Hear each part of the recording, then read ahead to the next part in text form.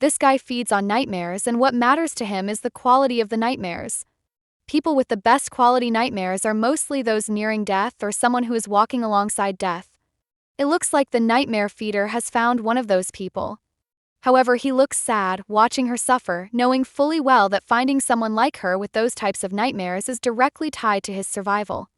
As she begs to be saved from her night prison, he watches her, not ready to let her go. He compares her suffering to a fine dish prepared by the finest chef for only one person. Before comparing what's happening to being similar to acquiring the elixir of eternity. Eventually, he sits down to get comfortable and watch her better, watching her plead for the nightmare to end before him. Being the entity he is, it's not hard for him to know the troubled lady's name. It's Seo Kang, and now he looks conflicted. He wonders if he should have a taste of her nightmare or not, knowing that her nightmare is close to perfection. It was formed as a result of 7,000 days of accumulated malice and murderous intent, becoming more unpleasantly captivating by the day. He starts tapping into the nightmare, realizing that its uniqueness is why other dark forces are going berserk on her. Nevertheless, he has no intention of sharing his meal, so he decides to intervene and chase them away. When he enters into Seo Kang's subconsciousness, he realizes that things are calm on the inside. Her consciousness is quiet, despite her pleas to be saved, too quiet to be normal, so he looks even deeper. When he does, he can see the inner struggle Seo Kang is experiencing. She is still begging to be saved from the nightmare. Meanwhile, he spots a demon trying to feed off it. He then dives in deeper to cast out the demon and sees her running away from the demon. When he asks her if she'll like his help, she notices him, not knowing who he is, but he has stretched out a hand and offered to save her, and Seo Kang refuses to let this opportunity slide. As she rushes to him, the demon tightens its hold on her, refusing to let her go when he steps in and tells the demon she is his. He helps her break free and saves her, so she keeps running to him, not knowing who or what he is, but relies on him because there is a chance that he can pull her out of this nightmare. For now, she made the right choice, as even though it was a dream, when he appeared, it all began to crumble. Now she doesn't want to let go of him. That's probably until he tells her he wants to eat her dream. Well, it all started with the Dream Eater, so let's get to know Seo Kang and why she is suffering these nightmares. Back in the day, her professional life started with her being a beauty model. From there, she tried acting, debuting as an actress in a rookie director's film. It was a famous film that received a PG-18 rating, and she played as one of the victims of a hitman. With a debut that big, she was bound to go up in the industry, and she did, walking on a solid path as an actress. During that time, she had an influx of advertising offers and growing fame. The name Seo Kang became synonymous with South Korea's leading actress. She had all this, and yet the horrific dreams attacked her every night like they wanted to devour her. They eliminated her every night, even after her success as an actress. As if she wasn't going through enough already, during that time a majority of her staff and bodyguards resigned. They all complained about troubling dreams that they weren't okay with and felt it had something to do with her. They weren't wrong. Though she was thriving in her career at the time, she forgot that everyone around her was becoming more miserable the more she advanced. All that was happening pushed Seo Kang to the state that she wouldn't be surprised if she died at any moment. That was until she met the strange, beautiful man in her dreams. Sure, it was a dream, but before his arrival, everything in her dreams left only fear and vagueness. Nevertheless, for some reason, the man was vividly etched into her memory and erased her nightmares. That's why she rushed to him. Now she wants to find out what he wants and give it to him, maybe as a bribe to keep him around her. He did say he wanted to eat her dreams, but Seo doesn't know what that means. How can someone ask to eat a dream? Still, she is ready to make a deal with him. Remember, she is at wit's end. So whether it's a nightmare or a dream, all she wants is to live normally and sleep well at night. She is deep in thought now, and so is her driver, who looks like he is a new employee. While staring at her from the rearview mirror, he wonders why hiring a new head of security is such a big deal. They are heading to the office because their boss has picked a new head of security, and the lad, Samyoung, keeps thinking about that until he almost misses their stop. Seo has to yell for him to regain consciousness. He then stops the car, and once they come down, he has to watch Seo prepare herself for the audience she is about to grace. Her prepping, however, scares him, but it's all good as she puts on her work face and enters the building. She asks the staff at the office how they are doing, and they look really happy to see her and Samyoung. From there, she heads upstairs to her boss's office, where the chubby man apologizes for choosing a head of security without her permission. He claims he did it because he wanted her to rest and he has a single character name just like hers. He adds that the man's surname is Han and his first name is San. Seo knows his name means mountains and hers means river, and that's an unlikely pair. However, she doesn't know her new head of security is in the dimly lit office with her, until she sees him and is stunned. Once more, he introduced himself as Han San and stretched out his hand for a handshake. It's supposed to be their first meeting, but she recognizes him. To her surprise, he looks like the man from her dreams, and even though she still hasn't recovered from the shock of him being here in real life, she accepts the handshake.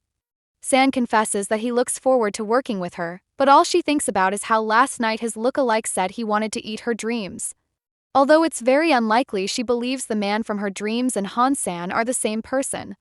Chapter 2. She is sure he is the one who saved her from her nightmares, when her boss cuts their introduction short and suggests they move to the meeting room. Just then she notices that he is scratching her palm and doesn't know why he is doing it.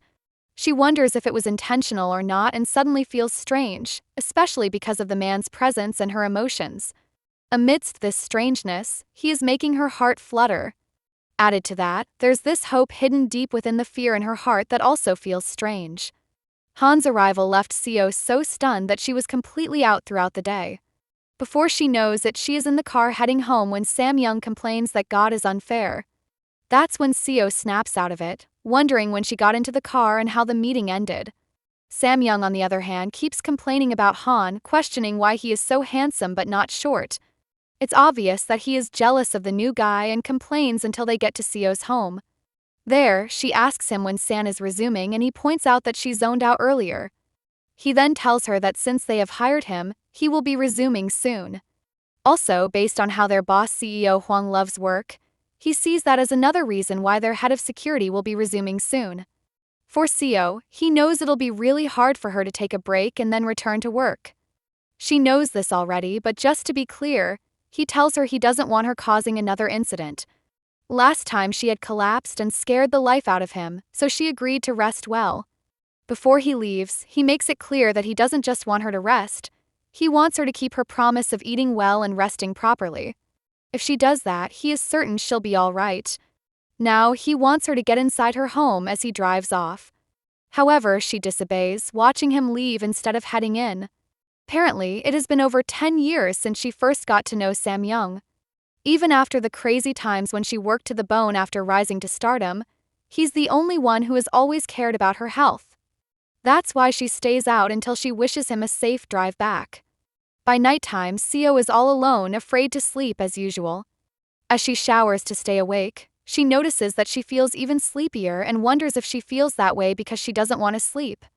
Her chronic sleep deprivation has left her craving sleep and has put her in an inhuman level of exhaustion, wondering if there is a way to live without sleeping.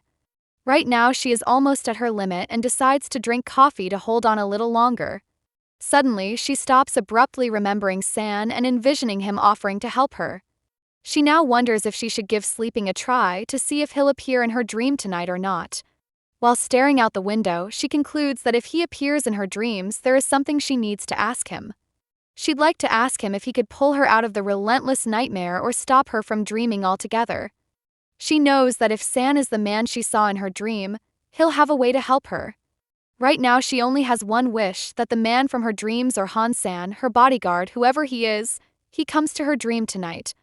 She hopes that he'll take away her nightmares. Unfortunately for her, by the time she falls asleep, she realizes she is trapped in another nightmare. It's nothing new to her, still, the realization leaves her in tears. Now she wonders why San didn't show up to save her. Again, she has to suffer nightmares of her orphanage director turning into a monster and afflicting her. She is so scared and in so much pain, more horrifying and painful than it usually is. The nightmare is usually so vivid that the pain lingers in her conscious state, something she hates enduring. She feels that today might be more painful because she tasted Han's sweet salvation, if only he'd come and save her now. But what if he stops appearing in her dreams? What would she do then? Eventually, she wakes up and tells herself that he can't abandon her. She stumbles to the fridge to get water, knowing that she is at her limit now. She has done everything Huang told her to do.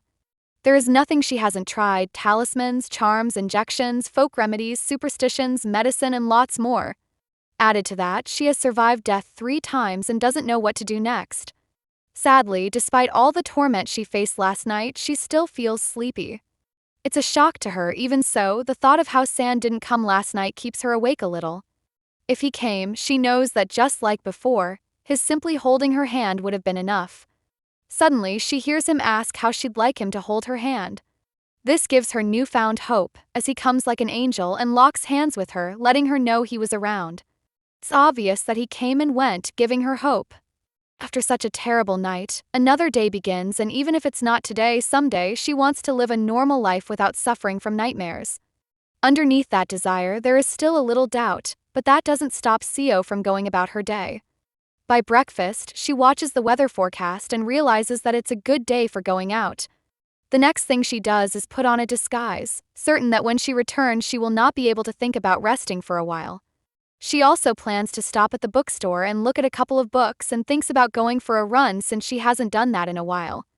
With all her plans mapped out, Seo gets on her motorcycle and heads out into the busy road as planned. Her first stop is the Gakyo bookstore. She notices that there are a lot of people there, along with the various copies of this month's edition of the magazine photo shoot she did. Suddenly someone identifies her, leaving her stunned, but fortunately for her, it's not her the fans saw, but her photo in the magazine. This makes her happy, as they've shown her that she still lives in the hearts of her fans. Their adoration did help her mood, but she forgets about it for the time being when she notices something strange. There's a book sticking out which isn't supposed to be, so she decides to check it out. At first, she suspects it's a novel, but soon realizes it isn't. It's literature about a dream demon. According to the book, dream demons are beings that live off the fear and terrors humans feel in their nightmares. For Seo, it all sounds like the contents of a novel, even so deep down or feels plausible. She is about to read more when another fan spots her. This time the fan isn't talking about her image on a book, prompting her to put the book back and leave before more people recognize her. At the moment, she still isn't ready to meet her fans. Nevertheless, that day she reached the conclusion that Han-san is the dream demon. To learn more about the dream demon, she went back to the bookshop another day, only to discover that it wasn't at the store, meaning it might have been sold. Seo then decided to go to the internet for answers. While surfing the net, she found it strange that she had asked the store about the book and they claimed they never had it. Their site supported their claim, making Seo consider the possibility of her being possessed. During her time of deep thought, she goes through her phone, scrolling through Samyoung's texts. His texts remind her of the time when, due to her daily affliction in her dreams, she collapsed after getting home from work. It was because she couldn't eat or sleep. Luckily for her, Samyoung discovered her in time, and with his help, she survived.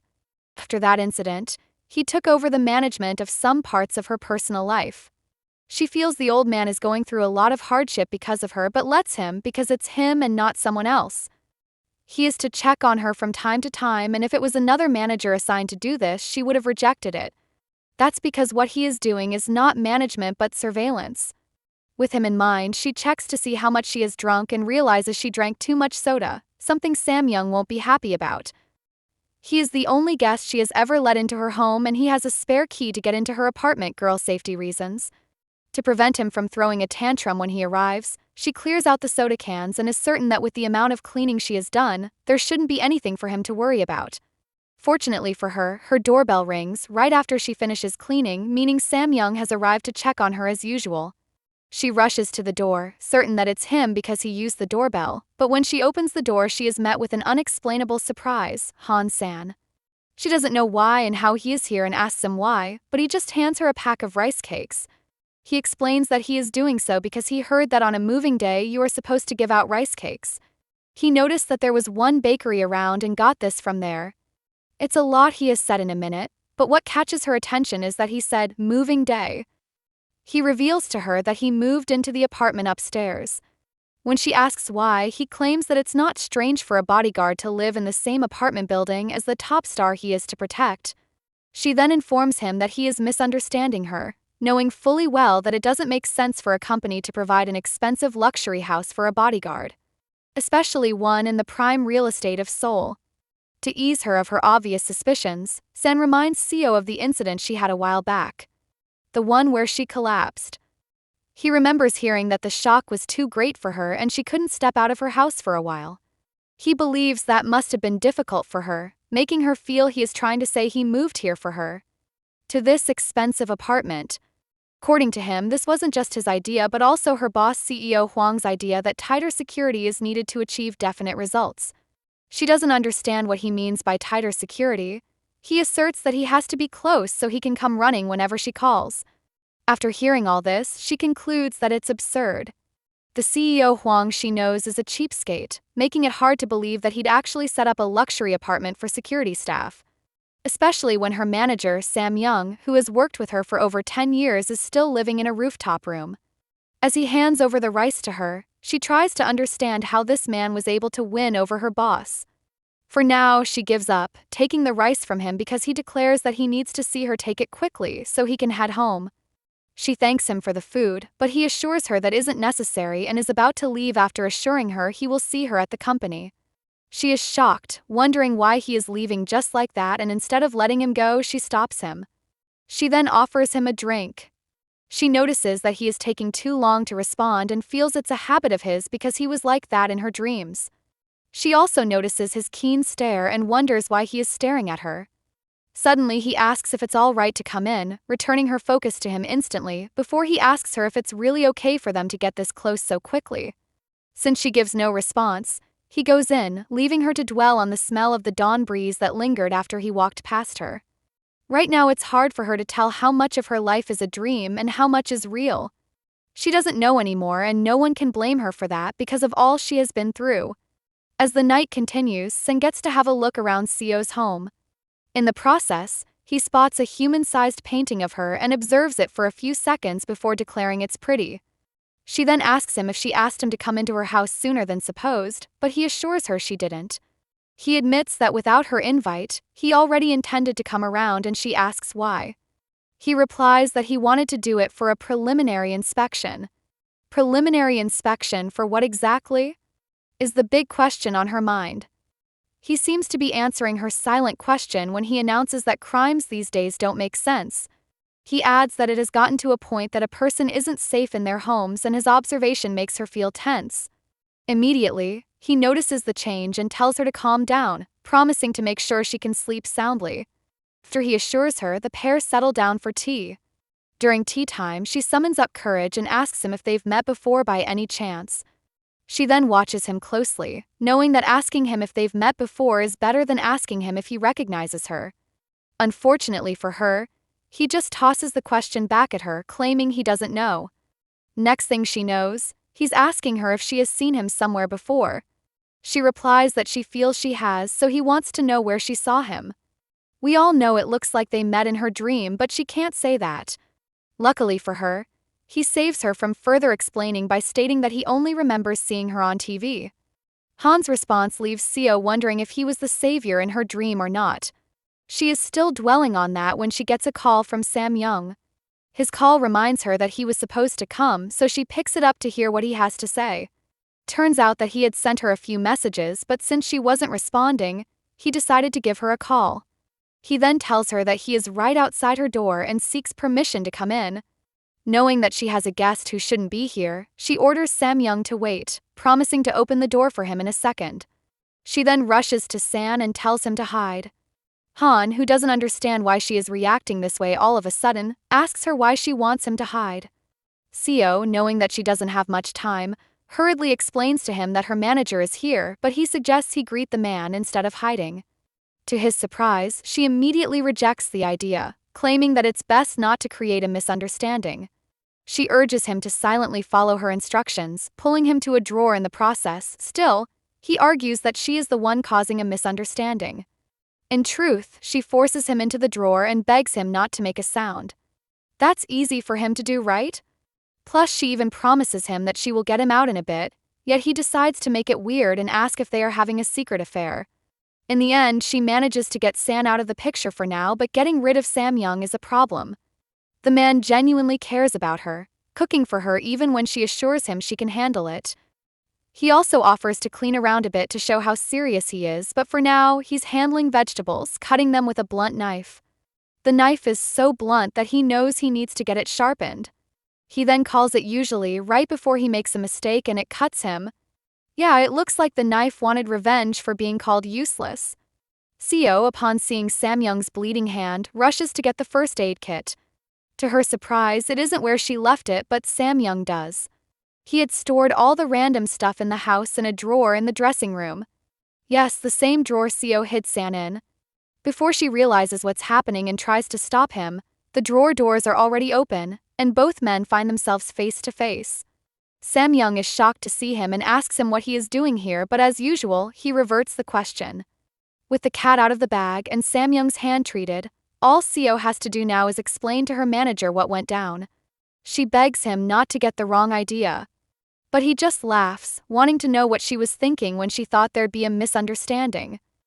Hearing him say that makes her feel she should have just introduced them like San suggested. The old man already knows about her clumsy relationships and her closed-off nature because they go way back. Now that she thinks of it, she recalls it taking a while for her to get close to Samyoung, and they got close because of the old man's one-sided, long-lasting effort. She usually puts up walls before people but lets San, the man she had seen once, into her home. Even though he said he moved here for her safety, she didn't want Samyoung to know Seo Hwang got San a room upstairs. Shockingly, as if he is reading her mind and wants to go against her plans, San tells him that he moved into the apartment upstairs. Next, he adds that he came to greet the actress but ended up having coffee. However, Samyoung's interest is in the fact that he moved into the apartment upstairs. To make matters worse, he informs him that moving there was CEO Hwang's idea, throwing the old man into confusion that soon turns into rage. He doesn't understand why that greedy man would suggest something so lavish, but this information is just the first odd news he gets. The second odd piece of information is from Seo, who informs him that it was she who invited San into her home. He didn't see that coming. She further explains that San probably came to greet her because he guessed she'd be surprised if they bumped into each other suddenly. Furthermore, this is her first time having close protection and she thought it would be uncomfortable if she showed him her closed-off nature. Once she is done explaining, Samyoung wonders why she explains so defensively, knowing that he shouldn't be interfering or getting upset like this. He is probably about to leave when she suggests they go to a hospital because of his hand. Concerning his hand, he is certain there's no need to worry. A simple injured finger is nothing to him, a man who was fine even after he hit a serious head injury. Compared to that, this is nothing, but the pair are silent, making it clear to San that something is up. Samyoung, realizing what he has done, blames his mouth while he apologizes for what he said. For some reason his words really hurt her, reminding her of some past experience, so she goes ice cold on him, claiming that skipping a meal won't hurt her. She then advises him to worry about his health and not come close to her if possible. Immediately, he fires back, asking her how she can say stuff like that when he is her manager. Even so, she said what she said because she has noticed that whenever he is with her, he keeps getting in trouble. That saddens her. Still, he refuses to leave no matter what happens. He even promises to be her manager until the end. It's funny how all this happened before San, but he didn't interfere. Instead, he let them pour out their emotions. When he can see they are done, he declares that now they have cleared the misunderstanding, this is the perfect time for him to brief her on the close protection details. Samyoung isn't in support of this, stating that even if it's CEO Hwang's directive, he sees this as an invasion of privacy, adding that there is no need for this on her day off. San scoffs at the declaration, seeking to know if he will take responsibility if something happens to Seo because he asked him to back off. The manager understands that San is trying to tell him not to interfere with the security duties, causing him to sit back silently to let the man speak. San, noticing this, goes on, making it clear that what he is about to say applies only in a special situation when Seo needs him, so there is no need for concern. His words, calmly delivered, put Samyoung to rest, so he turns to Seo and tells her that she is to call on him whenever she feels like she needs him. Eventually, everyone goes their separate ways, leaving Seo alone with her fear of falling asleep. It's been a few nights since the trio had tea and she sits there, going through her phone while asking herself how she survived without her dream savior. She can't count how many days it has been since he delivered her, and the days when she calls asleep lightly and gets tormented by nightmares have started repeating again. She recalls his response when she asked him if they had met before, how he said he only remembers seeing her on TV and keeps scrolling through her phone. She considers the possibility of her having imagined her encounter with him in that dream. Suddenly, she stumbles on the news about her and how she bounced back from adversity, but her mind is still on her dream, at least until she decides to forget it and focus on a picture of her she stumbled upon. She can't remember when the picture was taken but doesn't pay too much attention to it. Instead, she decides to go to bed, even though she knows how it's going to go. In the end, the thought of the pain she suffers in her sleep keeps her up and pushes her to work instead. By morning, she heads to the parking lot where Sam Young and San are waiting for her.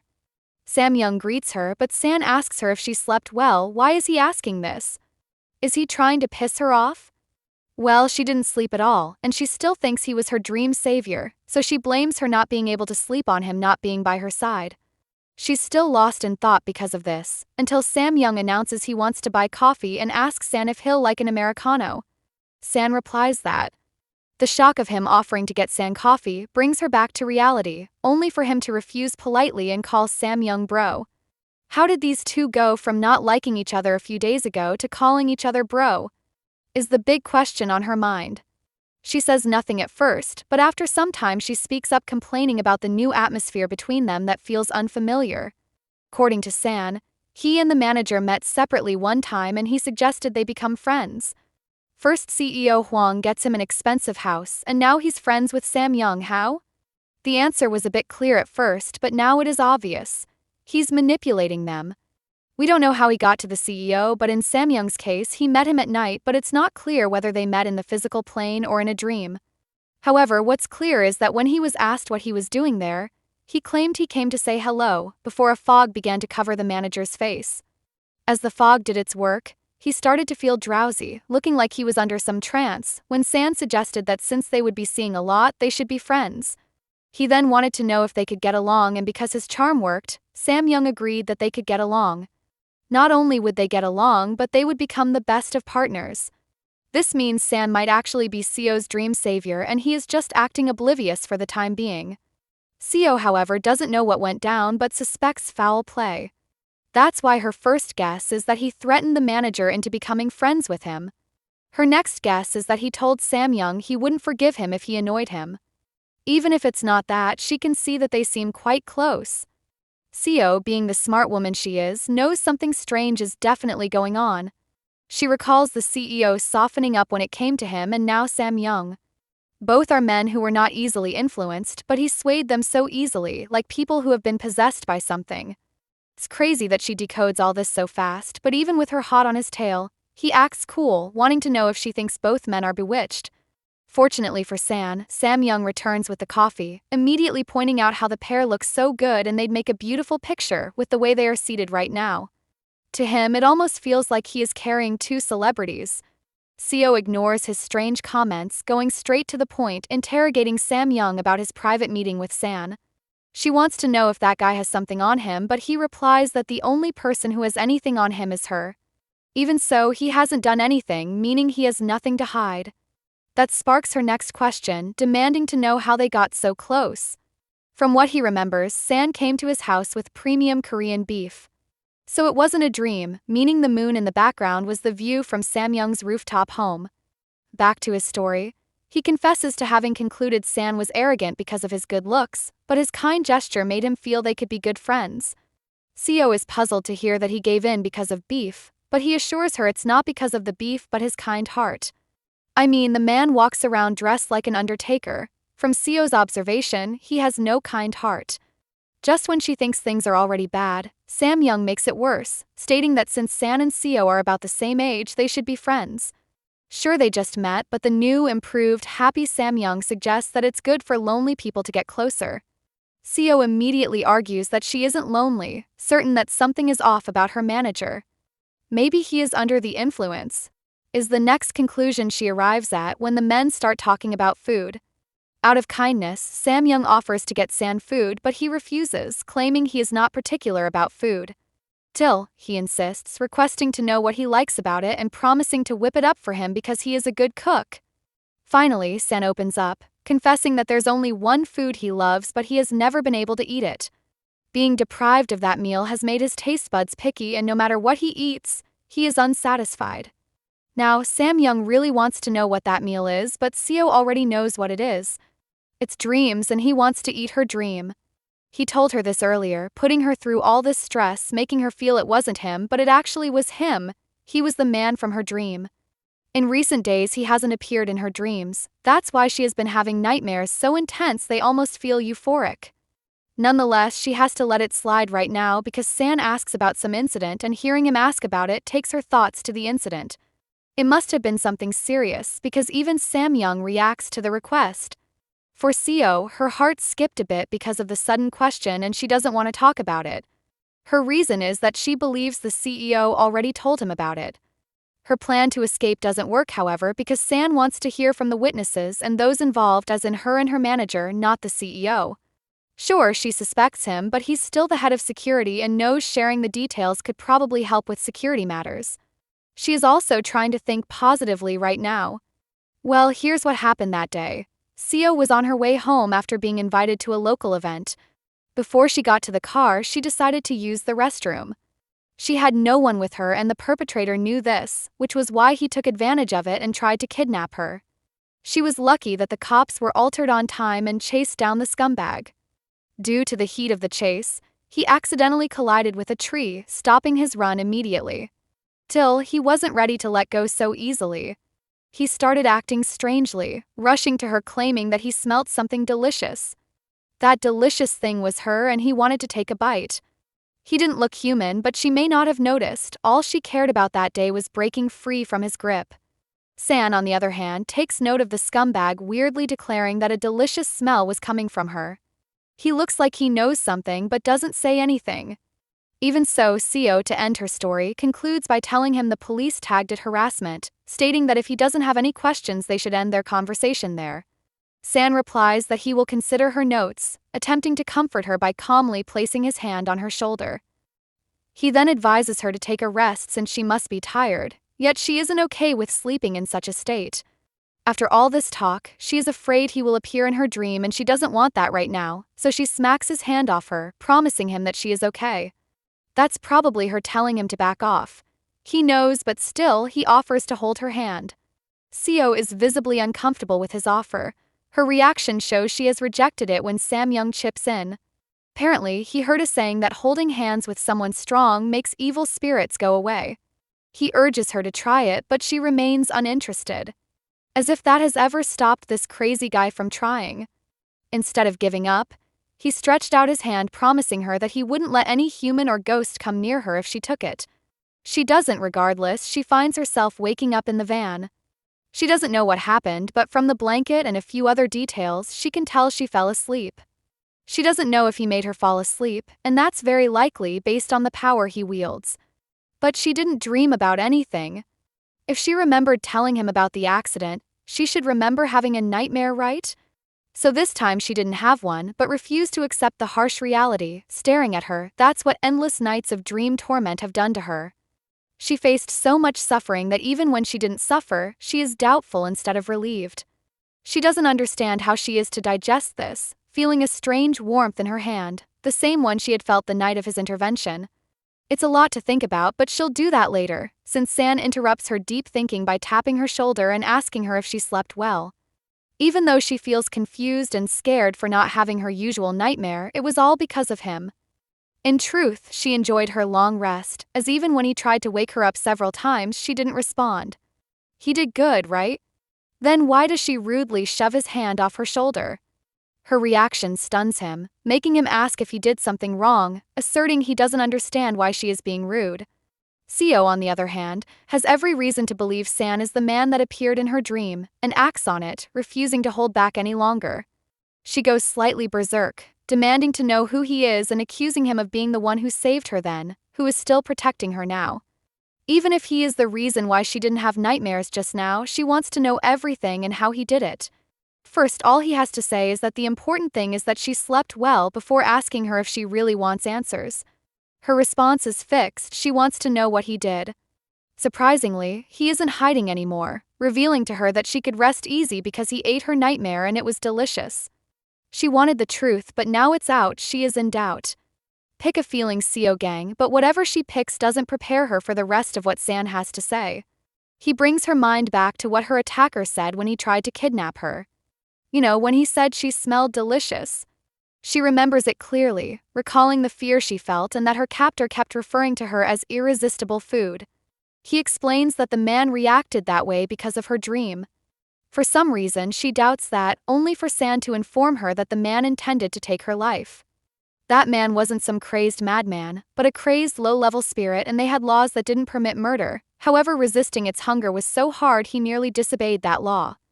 In the end, all she has gotten from demanding the truth is facts her brain wasn't prepared for. Sure, she had foreseen that he was the man in her dream and suspected he had eaten her dream, meaning there is no reason for her to be trembling in fear right now.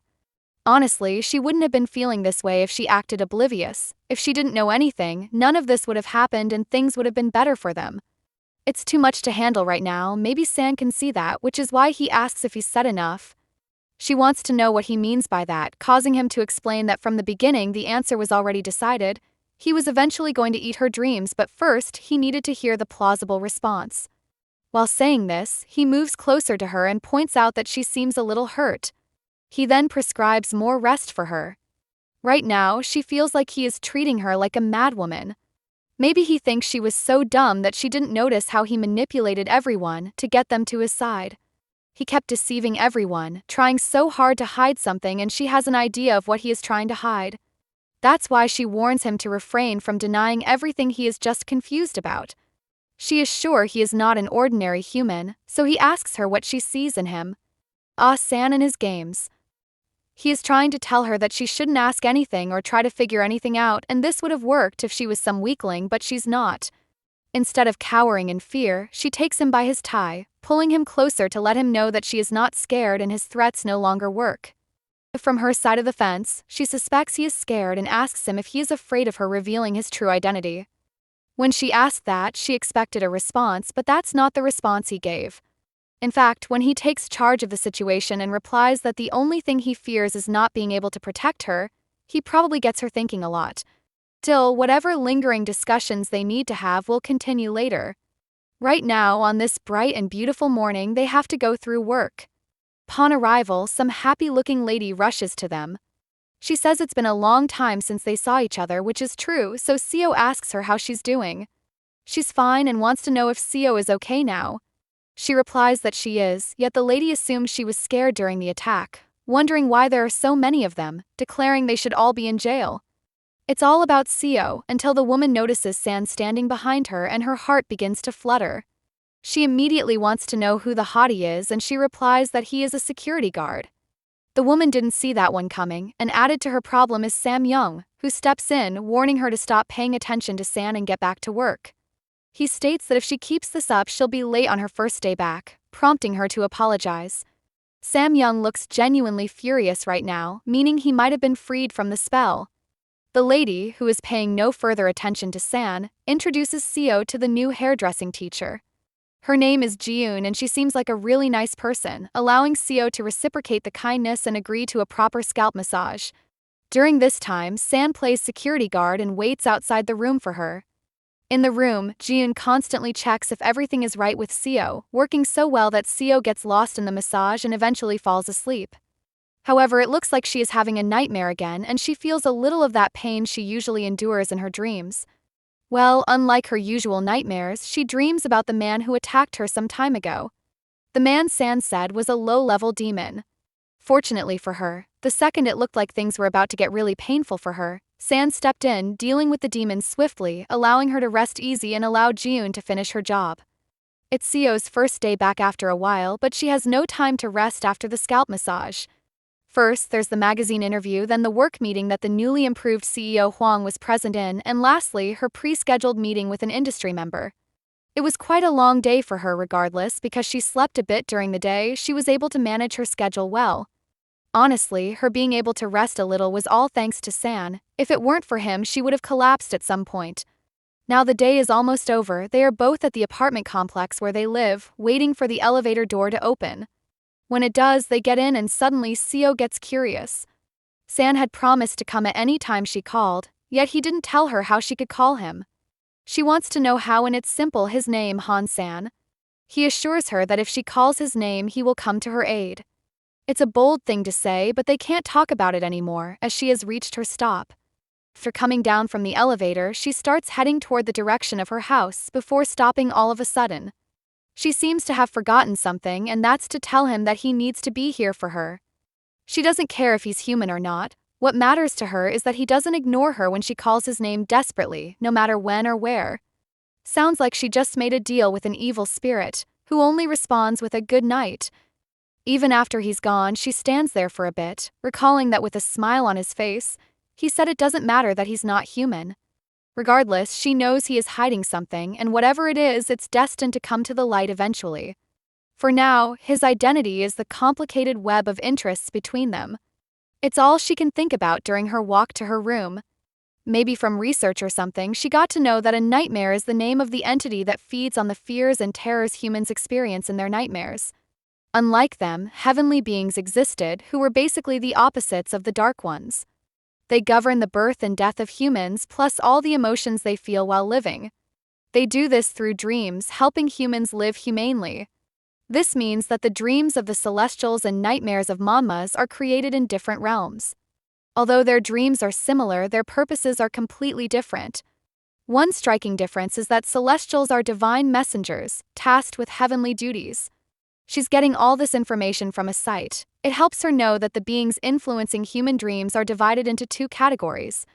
For now, she sets the news aside and continues with her bath, while revisiting a distant memory she had initially forgotten about. It might have been a dream where someone asked her if she wanted to live. Person warned her that she would be plagued by terrifying dreams every night, and then asked her if she wanted to live nonetheless. She replied that she wanted to live, which was fine with the entity she was having a chat with. However, it gave her 20 years and begged her not to die. She didn't, meeting San at the end of that 20 years. She decides she has had enough chill, wanting to return to what she was reading about dream beings, but is informed that the page doesn't exist. It's not the first time she has gotten this response from her. Page always exists the first time she searches about the dream stuff, but disappears when she tries to check it again. Pisses her off, yet she shows no reaction, wondering if all this is a coincidence or San. She suspects him because she doesn't know which side he is on. However, she might get that answer tonight in her dream. Earlier in the day, Seo got to sleep peacefully twice and expected to do the same at night. Unfortunately for her, she is being plagued with a different nightmare memory from the usual. This one is about an accident she was involved in as a kid. Their car was overturned, with her in the back seat screaming for help and her parents in the driver and passenger seat dead. She was begging to be saved when her parents, as part of the nightmare, go zombie on her and try to take her. They told her that this wasn't their plan, advancing towards little her as she begs them to stay away. They refuse, declaring that it was her to die, echoing it continuously. But isn't this the part where San is supposed to step in and save her? Maybe he hasn't come because she hasn't called him yet. Next thing she knows, she is falling until she eventually wakes up, glad that her bad dream has come to an end. But she hasn't woken up yet, and even though she is certain she woke up, she perceives she is still dreaming. She senses that evil aura and her room starts to rumble. She really doesn't want the nightmare to continue and begs to be saved. She is begging San after all, he promised to save her. But it's like all her begging falls on deaf ears. There's no response and the nightmare continues, forcing her to remember he asked her to call his name when she was in trouble. He told her when she called he couldn't help but come, yet he isn't here now. She has called his name, but still the nightmare continues, with an eyeball appearing at the roof and slowly closing in on her. Before she knows it, the eyeball is mere inches away from her. That's when San decides to show up, ending the nightmare in style. He's saved her, even so, with tears in her eyes, she asks him why he came late. He gives her no response and goes on to comfort her, asking her if she cried a lot. Although she did cry a lot, she didn't respond, deciding to ask him a question of her own. She wants to be sure this is a dream and he confirms it is, promising her that everything will disappear when she wakes up. Still, he sets her room in order, guiding her through the night peacefully, making her curious to know if he will be doing this from now on. He ignores the question, however, answering an unasked question, informing her that now that she recognizes him in her dreams, calling him will be easier. She'll probably do a lot of calling in the nights to come, but for now, she's been saved. Nevertheless, it's hard for her to accept that the nightmare ended so swiftly. Again, she gets curious suddenly, wanting to know if San can't come before she calls him. She wants him to be with her before she falls asleep. Certainly, that would be troublesome. To grant him this permission, she'd be allowing him to come too close. That's a disadvantage she can handle because she doesn't care anymore. Why? Well, he brought this upon himself when he told her in her dream that he wanted to eat her dreams. Since that is what he wants, she permits him to have it all from start to finish, not leaving a single piece. It doesn't matter if he is human or not, what matters is that she sleeps soundly, and she never wants to experience a clumsy nightmare again. It's a mutual relationship she is creating here where they both offer each other something. She believes she is asking him to do something easy, but it's not that simple. He admits that it's possible that in the process of consuming her dreams, he might end up wanting to eat her, seeking to know if she'll beg and cry for him to save her when that happens. He then calmly reminds her of the time she asked him for his true identity. His true identity falls among the category of beings humans call nightmares, a being that survives by consuming human fear. Apparently, his mind is driven by instinct and doesn't really develop self-control. That's why he's holding back when it comes to her delicious dreams to keep her alive. Eating it all would make him lose control. From his words, we can tell he actually cares about Seo, and that's okay with her. Now she knows things just have to stay the way they are. After all, the version of him in her dream is created by her. As for him in the real world, she wants to protect that too, so she knows he doesn't have to worry. Once more, she has received more information than she should have, but it's a good thing. The information has helped her realize that the reason why San didn't need self-control is because he didn't want her dreams that badly. She has been able to discover his weakness, so she has to keep things in check to prevent trouble for both of them. Her definition of keeping things in check is not letting him into her dreams anymore. She recalls him telling her what he fears most is not being able to protect her, and that's for selfish reasons alone. Simply put, if she dies, he will no longer be able to enter her dream. At the moment, Seo isn't dreaming. She's been awake for some time, but right now she wants to end it all. She had held on this long, enduring the dream torture, with hopes that one day she would be happy. It's finally clear she isn't going to get what she wants, meaning there's no reason for her to live anymore. She decides that as many ways as possible and as many times as possible, she will end her life to prevent him from controlling her as he pleases, as he is not human. Wow, she went from not caring about him not being human to actually caring. Caring so much that she jumps out her window at the highest floor, plummeting to her doom, wondering what San is thinking right now as she drops. Maybe he is thinking she doesn't matter, or there's someone out there with worse nightmares. She can't tell for sure what he's thinking, and she might not be able to tell if this fall is the end of her story. Enjoying this recap so far? Comment part 2 below. Also, don't forget to like, share, and subscribe.